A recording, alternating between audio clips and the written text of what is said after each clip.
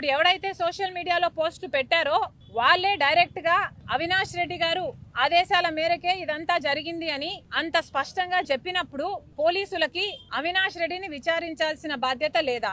అవినాష్ రెడ్డిని ఎందుకు అదుపులోకి తీసుకోలేదు, ఎందుకు విచారణ చేయడం లేదో పోలీసులు సమాధానం చెప్పాలి. సోషల్ మీడియాలో అసభ్యకరంగా, అవమానకరంగా, చాలా నీచంగా, చాలా ఘోరంగా, ఇంత దిగజారుడు రాజకీయాలు ఎక్కడా లేని విధంగా అంతగా సోషల్ మీడియాలో ఒక నన్ను, అమ్మను, సునీతనే కాదు ఎంతో మంది ఇతర రాజకీయ నాయకుల వాళ్ళ ఇళ్లలో ఉన్న ఆడవాళ్లను కూడా అంత నీచంగా మాట్లాడితే మరి పోలీసులు ఈ చిన్న చిన్న వాళ్ళని మాత్రమే బాధ్యులను చేస్తారా? నిజానికి చేస్తుంది వీళ్ళైనా, ఈ చిన్న వాళ్ళైనా చేయిస్తున్నది ఎవరు అన్నది తెలుసుకోవాల్సిన అవసరం లేదా? సజ్జల భార్గవ్ అనేవాడు ఈ మొత్తం సోషల్ మీడియా అంతటికి కూడా ఈ టీం హెడ్ అన్నది అందరికీ తెలిసిన వాస్తవం. మరి సజ్జల భార్గవ్ ని ఎందుకు అరెస్ట్ చేయడం లేదు? అవినాష్ రెడ్డి గారి పేరు ఒకరు తీస్తే కూడా ఎందుకు అరెస్ట్ లేవు?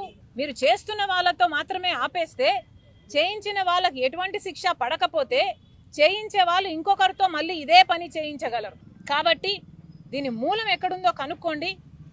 ఎంక్వైరీలు ఎవరిని చేయాలో, ఏ పెద్ద తలకాయలు అందరినీ ఎవరెవరిని చేయాలో, ఎంత పెద్ద తలకాయ అయినా పర్వాలేదు, ఏ ప్యాలెస్లలో బ్రతుకుతున్నా పర్వాలేదు, కానీ పోలీసుల బాధ్యత దీని మూలాలు వెతకాలి, వాళ్ళను అదుపులోకి తీసుకోవాలి, ఎంక్వైరీలు చేయాలి, శిక్ష పడాలి.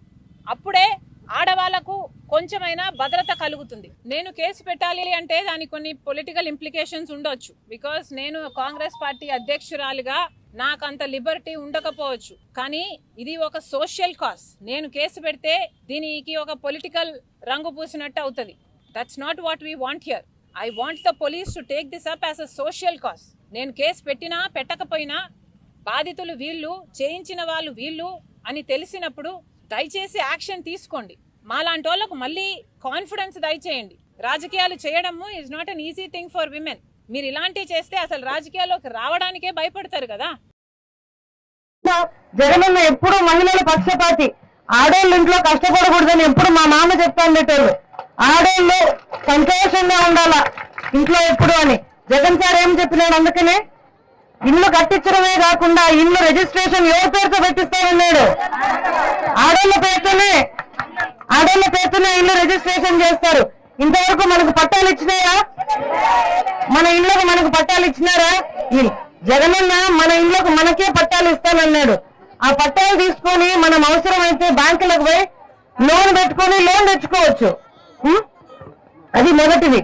రెండోది, మన పిల్లలకు చదువు కావాలనుకుంటాం కదా, మనమంతా అనుకుంటాం కదా.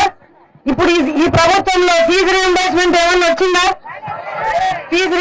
మనం పిల్లల్ని పెద్ద చదువులకు పంపాలంటే ఏం చేస్తున్నాం? మనము అప్పులు చేసుకుంటున్నాం, కష్టపెడుతున్నాం, ఆస్తులు అమ్ముకుంటున్నాం. అవునా కాదా? కష్టపడుతున్నాం కదా.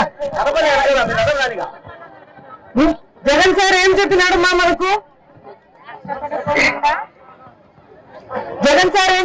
మనకు? కేజీ నుండి పీజీ వరకు పిల్లలకయ్యే చదువులకయ్యే ఖర్చు ఎంత ఖర్చు అయినా సరే దీన్ని చదివి